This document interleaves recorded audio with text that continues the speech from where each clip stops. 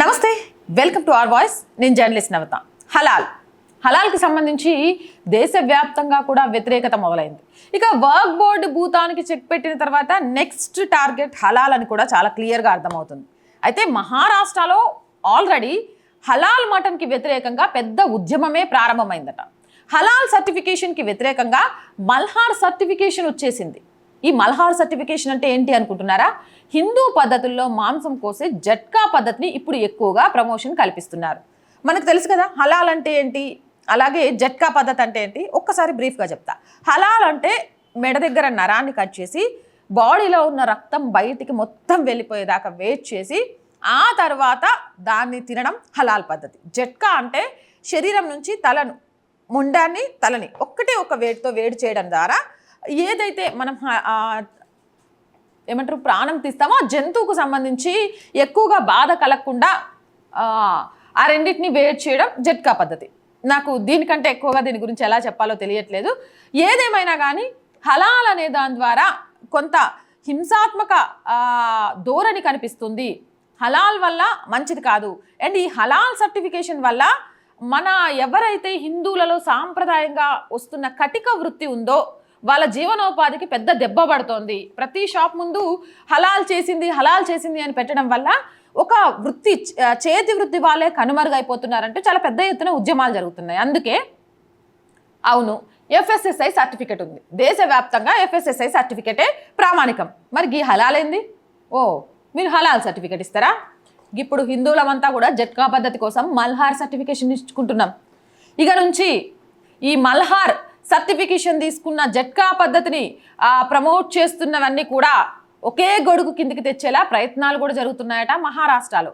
అయితే కుహానా లౌకికవాది కూటములైన కాంగ్రెస్ MVA కూటమి దీన్ని తీవ్రంగా వ్యతిరేకిస్తుంది. యాజ్ యూజువల్గా ఇక్కడ ముస్లింలకు ఏదైనా వ్యతిరేకంగా ఒక పోరాటం జరిగిందంటే కాంగ్రెస్ పాపం ముస్లింల తర్వాతన గొంతిప్పడం కామన్ కాబట్టి దాన్ని కూటమి పార్టీలన్నీ కూడా గగ్గోలెత్తడం కామన్. హలాల్ సర్టిఫికేషన్ విషయంలో మహారాష్ట్ర మంత్రి నితీష్ రాణా కీలక అడుగులు వేశారు. హిందువులు నిర్వహిస్తున్న జట్కా మాంసం దుకాణాలను ప్రోత్సహించేందుకు కొత్తగా మల్హార్ సర్టిఫికేషన్ అందుబాటులోకి తెచ్చారు. మల్హార్ సర్టిఫికేషన్ కార్యక్రమాన్ని ప్రత్యేకంగా హిందువులే నిర్వహిస్తానని కూడా మంత్రి నితీష్ రాణా ప్రకటించారు. ఇప్పుడు కామెంట్స్లో పెడతారు, అక్క గట్లా హిందువులకు ఒక సర్టిఫికేషన్ ఇచ్చుకోవడం తప్పు కాదా? గట్ల ఎట్లా ఇస్తారు? అది కరెక్టేనా అంటే మరి ముస్లింలు హలాల్ సర్టిఫికేట్ ఇచ్చుకోవచ్చు, ముస్లిం సంస్థలు హలాల్ సర్టిఫికేట్ ఇచ్చుకోవచ్చు అన్నప్పుడు హిందూ సంస్థలు కూడా మల్హార్ సర్టిఫికేషన్స్ ఇచ్చుకోవచ్చు. మీరు మీ పద్ధతిని పాటించడానికైతే మేము మా వ్యవస్థలో కటిక అనే ఒక వర్గానికి సంబంధించిన వాళ్ళందరినీ బ్రతికించడం కోసం, హిందువులంతా వాళ్ళ దగ్గరికే వెళ్ళి కొనడం కోసం, వాళ్ళ వ్యాపారాన్ని అభివృద్ధి చేయడం కోసం, వాళ్ళని ఆర్థికంగా పుంజుకునేలాగా చేయడం కోసం ఖచ్చితంగా కూడా మల్హార్ సర్టిఫికేట్లు ఇచ్చుకుంటారు హిందూ సంస్థలు. తప్పేముంది? ఇందులో తప్పెవరికైనా కనిపిస్తుందా? జట్కా మాంసం సరఫరా చేసేవారి కోసం మల్హార్ సర్టిఫికేషన్ కామ్ ప్లాట్ఫామ్ను మహారాష్ట్ర మల్హార్ సర్టిఫికేషన్ .comలో ఏర్పాటు చేశారట. వీటిని హిందువులే నిర్వహిస్తారు. హిందూ సమాజం కోసం మహారాష్ట్రలో కీలకమైన అడుగులు వేశామని, హిందూ సమాజంలో మార్పు కోసమే ఈ ఆలోచన చేశామని వివరించారు. మల్హార్ సర్టిఫికేషన్ లేని దుకాణాల నుంచి మటన్ కొనుగోలు చేయవద్దునని సూచించారు. అర్థమైందా? మల్హార్ సర్టిఫికేషన్ లేని దుకాణాల నుంచి మటన్ కొనొద్దు. ఈ మల్హార్ సర్టిఫికేషన్ను మరింత ఎక్కువగా ఉపయోగంలోకి తేవాలి. మల్హార్ సర్టిఫికేషన్ లేకుండా హిందువులు దుకాణాల నుంచి మటన్ కొనరాదు. హిందువులకు ఇదే విజ్ఞప్తి చేస్తున్నాం, జై శ్రీరామ్ అంటూ రానే పేర్కొన్నారు. మల్హార్ సర్టిఫికేషన్ అంటే హిందూ మాంసం విక్రేతలందరికీ ఒకే వేదిక కిందికి తీసుకురావడానికి మల్హార్ సర్టిఫికేషన్ విధానాన్ని తీసుకొచ్చారు. ఇక్కడ కూడా మళ్ళీ కొంతమంది మిత్రులకు కోపం వస్తుంది.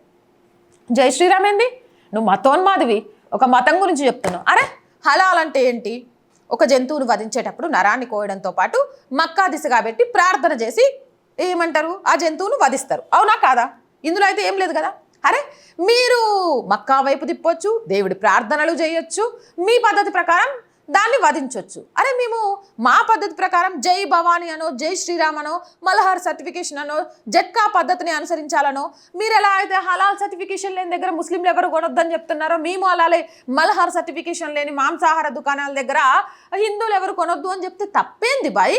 మీరు చేస్తేనేమో సంసారమా, ఎదుటోడు చేస్తేనేమో వ్యభిచారమా? ముళ్ళును ముళ్ళుతోనే తీయాలి, వజ్రాన్ని వజ్రంతోనే కొయ్యాలి. వారెవ్వా, మహారాష్ట్ర గవర్నమెంట్ని అభినందించాలి. గిట్ల రావాలా? అప్పుడు ఎవ్వడి దాడికి వాడొస్తాడు. నొప్పించక తానొవ్వక తప్పించుకు తిరుగువాడు ధన్యుడు సుమతి. మహారాష్ట్ర గవర్నమెంట్ అయితే కేక్ అబ్బా ఈ విషయంలో. ఆ మినిస్టర్కి మనందరం కూడా సెల్యూట్ చేయాలి. ఎక్కడ ఎదుటివాడి మనోభావాలు దెబ్బతికినారే మీ పద్ధతి మీరు పాటించండి బాయ్. సరే హలాల్ సర్టిఫికేషన్ ఉంది, ఉన్న దగ్గర మీ వాళ్ళంతా కొంటారు, మేము కూడా మల్హార్ సర్టిఫికేషన్ ఇచ్చుకుంటున్నాం, హిందువులంతా గినే కొనమని చెప్తున్నాం, తప్పేంది? తప్పు కనబడదు.